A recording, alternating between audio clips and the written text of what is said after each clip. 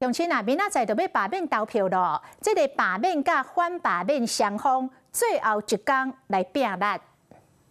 明天记得要投票哦。伫咧市场甲摊贩过路人门口，民进党北市议员柯淑华、张文杰，甲罢免市卡心的团队阿号走总，有特别嘉宾做回来。罢免的权利就像一个临时的期中考，让我们可以有机会在对于表现不好的学生、表现不好的员工。提早把它当掉，或者提早把它解聘。就算拄到民众抗议，罢团无受影响，继续深入市场宣传，要把握最后一天。若罢免李干秀的团队，佫较是一透早7点半就定位。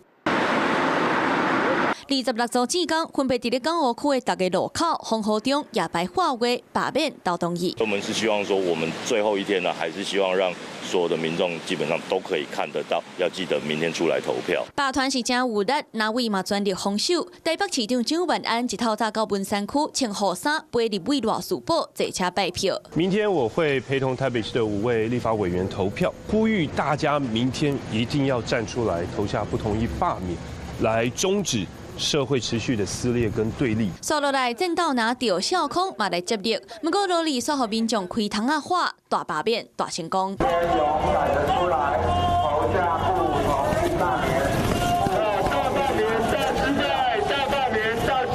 双方空中呛声，赵少康嘛积极罢团爱国的决心。你们爱这个小小多生的国家，我们不爱吗？我们比你们更爱啊！你们的爱的方法是把它搞得满目疮痍，遍地都是光电板吗？这是你们爱吗？选战的最后一天，罢免甲反罢双方拢全力吹落去。Hello， 我是蒋欣梅。想要抢先掌握最及时的新闻资讯吗？赶快订阅、按赞、开启小铃铛，锁定华视新闻 YouTube 频道。